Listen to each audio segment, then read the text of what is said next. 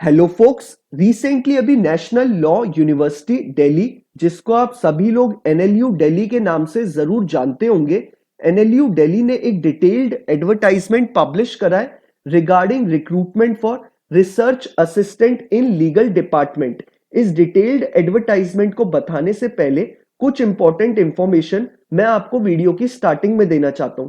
जैसे इस फॉर्म को फ्रेशर्स फिलअप कर सकते हैं, तो फ्रेशर्स इस वीडियो को पूरा और अच्छे से देखिएगा ताकि आपको सारे अपडेट्स मिल जाएं और आपकी कोई भी क्वेरी ना रहे। अगर कोई क्वेरी रहती है तो आप जानते हैं कि आप मुझे कमेंट बॉक्स में कमेंट ड्रॉप कर सकते हैं, मैं आपको टाइमली अपडेट्स दे दूंगा। आपकी जो भी क्वेरी होगी उसे रिजॉल्व करने की पूरी कोशिश करूंगा।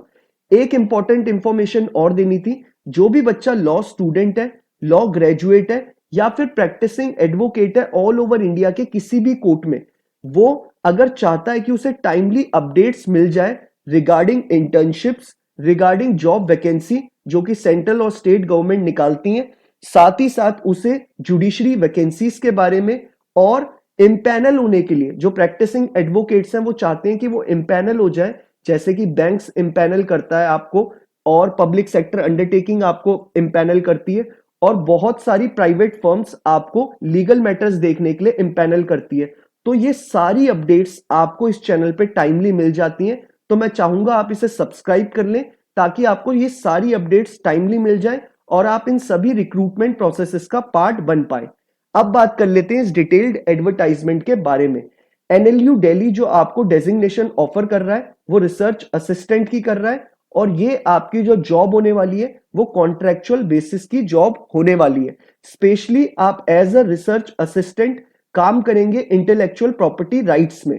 अब बात कर लेते हैं इसमें मिनिमम एलिजिबिलिटी क्राइटेरिया क्या रखा गया है। जो भी एलएलबी ग्रेजुएट है वो इस फॉर्म को फिलअप कर सकता है, बट उसकी सिलेक्ट होने की बेयर मिनिमम चांसेस है, क्योंकि इनके लिए जो डिजायर्ड बंदा है वो ये है कि जिस बच्चे ने एलएलएम कर रखी हो, साथ ही साथ पीएचडी कंप्लीट कर रखी हो और अगर उसकी स्पेशलाइजेशन आईपीआर यानी कि इंटेलेक्चुअल प्रॉपर्टी राइट्स में थी, तो वो इनके लिए परफेक्ट कैंडिडेट है जिसको ये चाहते हैं हायर करना। लेकिन इस फॉर्म को एलएलबी ग्रेजुएट्स भी फिलअप कर सकते हैं, तो वो भी इस फॉर्म को फिल कर लीजिएगा। क्या पता चांसेस हो कि आप भी सिलेक्ट हो जाएं।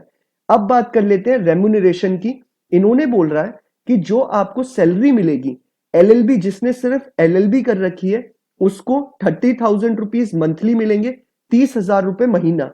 जिसने एलएलएम कंप्लीट कर रखी है उसको 40,000 रुपीज मंथली प्रोवाइड करा जाएगा और जिसने पीएचडी कर रखी है उसको 50,000 रुपीज मंथली प्रोवाइड किया जाएगा रेम्यूनरेशन के तौर पे। अब बात कर लेते हैं कि इस फॉर्म को फिलअप कैसे करना है। नीचे डिस्क्रिप्शन बॉक्स में आपको लिंक दे रखा है गूगल फॉर्म का, आप वहां पे क्लिक करेंगे और आपको ये फॉर्म गूगल फॉर्म खुल जाएगा, डायरेक्टली इंटरफेस आ जाएगा। आप उसमें अपनी पूरी बेसिक डिटेल्स डाल दीजिएगा और ये फॉर्म फिलअप वहीं से हो जाएगा। बाकी अगर फॉर्म फिलअप करने में कोई इश्यू आता है तो आप नीचे कमेंट बॉक्स में मुझे कमेंट ड्रॉप कर दीजिएगा, मैं टाइमली बेसिस पे कोशिश करूंगा कि आपकी क्वेरी को रिजॉल्व कर दूं।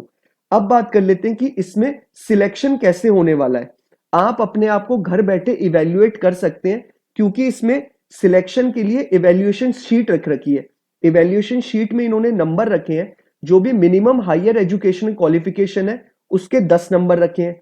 फिर इन्होंने बोला है कि आपने जो अपने हायर एजुकेशनल क्वालिफिकेशन में जो ग्रेड्स, जो परसेंटेज स्कोर करी होगी उसके बेसिस पे 10 नंबर रखे हैं। रेलेवेंट एक्सपीरियंस बोला है, जो कि प्रैक्टिसिंग एडवोकेट होगा वो अपने बार एसोसिएशन में जाके अपना एक्सपीरियंस सर्टिफिकेट ले सकता है, उसके 20 नंबर रखे हैं। राइटिंग सैंपल रेलेवेंट पब्लिकेशन के 20 नंबर रखे हैं। रेलेवेंट पब्लिकेशंस वो होती हैं जो पीएचडी या एमफिल ग्रेजुएट्स होते हैं, वो लोगों अपनी पब्लिकेशंस मतलब वो रिसर्च पेपर्स लिखते हैं, तो वो रिसर्च पेपर्स पब्लिश होते हैं उनके। तो अगर उन्होंने कोई रिसर्च पेपर लिखे हैं एमफिल और पीएचडी के टाइम पे तो उसके 20 नंबर रखे गए हैं और स्टेटमेंट ऑफ पर्पस के 10 नंबर रखे गए हैं और इंटरव्यू के इन्होंने 30 नंबर रखे हैं। ये आपकी पूरी इवेल्युएशन शीट होगी जिसपे आपको इवेल्युएट किया जाएगा। अब इन्होंने बोला है कि कितने नंबर ऑफ स्टूडेंट्स को बुलाया जाएगा। 1:4 के रेशो में ये लोग स्टूडेंट्स को बुलाएंगे, मतलब एक को सिलेक्ट करना है तो 4 कैंडिडेट्स को बुलाएंगे। इस फॉर्म को फिलअप करने की लास्ट डेट रखी गई है 5th of August 2023 by 5 PM। 5 अगस्त के 5 बजने से पहले आपको ये फॉर्म फिलअप कर लेना है, तभी आप इस रिक्रूटमेंट प्रोसेस का पार्ट बन पाएंगे।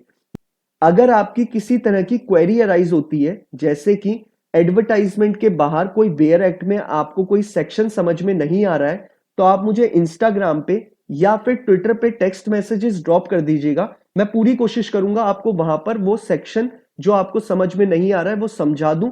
बाकी अगर आपको कोई प्रैक्टिकल कोर्ट के रिगार्डिंग आपको कोई इंफॉर्मेशन चाहिए या कोई आपको ड्राफ्ट चाहिए कि सर मेरे को ये ड्राफ्ट नहीं मिल रहा है, तो मैं उसमें भी पूरी कोशिश करूंगा कि आपको टाइमली हेल्प आउट कर दूं। बाकी अगर आपको ये वीडियो पसंद आया हो तो आप इसे लाइक शेयर जरूर करिएगा, और अगर आपको वैकेंसीज के रिगार्डिंग टाइमली अपडेट्स चाहिए तो आप इस चैनल को सब्सक्राइब जरूर कर लीजिएगा। Thank you so much.